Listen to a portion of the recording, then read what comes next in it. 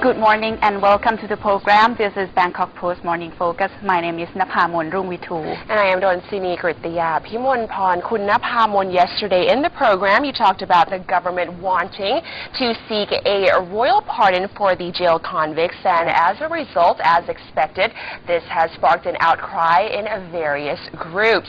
Now, government sources have said that the draft was expected to benefit some 26,000 jail convicts on the occasion of His Majesty the King's birthday on December the 5th. But critics claim that the decree was designed to save former Prime Minister Thaksin Shinawatra from having to serve a jail term because it did not exclude persons convicted for corruption.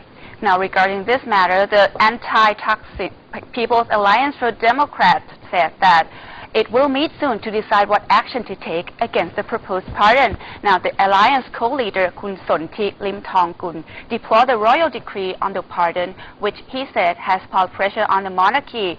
He also said that the Pheu Thai party is trying to destroy the rule of law by using the proposed pardon as a pretext.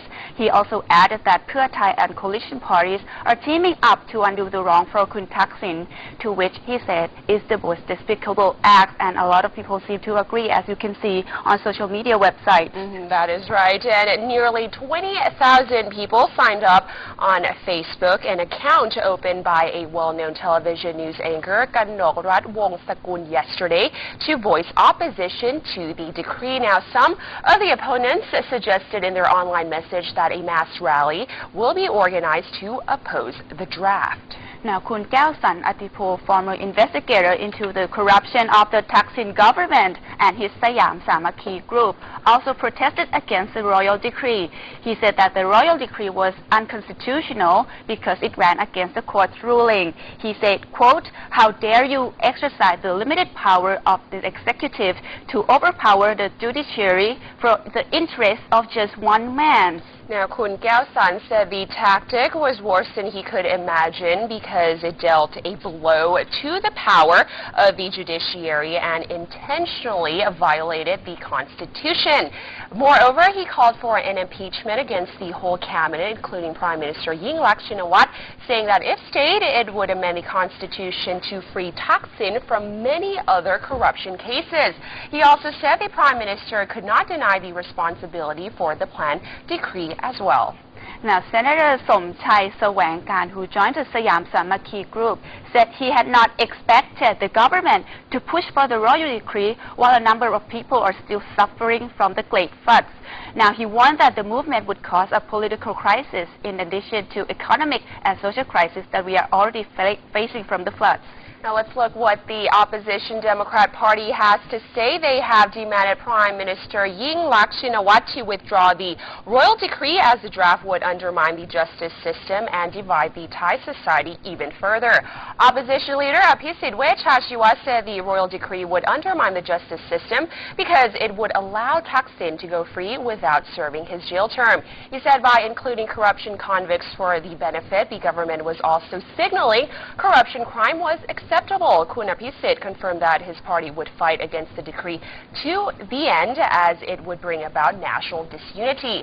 His party will question the Prime Minister on the issue in the Parliament meeting today. Now, it was reported that Prime Minister Yingluck Shinawatra had a hard time trying to sneak out of the government house without having to face the reporters. When she was bombarded with questions by the reporters who finally caught up with her, she claimed that she had had no knowledge about the decree because she was absent at the cabinet meeting. However, she said that any action taken by the government would be lawful and fair for everyone. Now let's look at outspoken Deputy Prime Minister Chalerm Yu Bamrung, who chaired the meeting, insisted on the legality of the royal decree but declined to elaborate on it, claiming that the issue was classified and its details have not been finalized. He said the Justice Ministry would form a committee to work out the details, and he said that the government would then have the Council of State scrutinize the details before forwarding it to His Majesty the King for approval. He also expressed dissatisfaction on some ministers who leaked the cabinet's resolution on the royal decree to the media. Foreign Minister Surapong Towichakchaikul yesterday admitted that the cabinet excluded the condition that required convicts who are eligible for a royal pardon to be free of corruption and narcotic cases.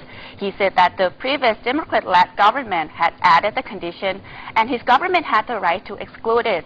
He said that 15 million voters has given the government the power to do so. He also added that the cabinet had the power to issue the royal decree without having to seek an approval from the parliament. And coming up right after the break, we do have updates on the Big Bag Barrier and flood updates as well, so do stay tuned.